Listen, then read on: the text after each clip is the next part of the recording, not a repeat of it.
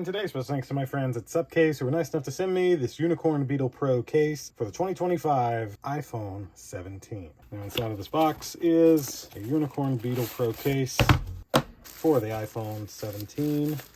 Pamphlet information here, warranty, etc. Foam.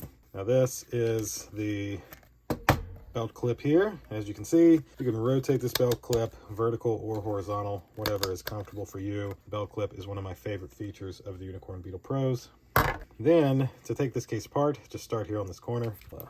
And then once you kind of get around the camera button, you can just grab right there. That kind of releases the rest of it. That out, of course. Now, this does have a full screen protector here, entirely covered other than the camera hole. And to put that on your iPhone 17, you would just take your buttons first, pop in this side, and pop it over that side like so. And then repeat with the back of the case. You just take this side in, get that corner going, get this corner going, and then you can kind of pop right over that side, and then you just go around and get all of your little edges in.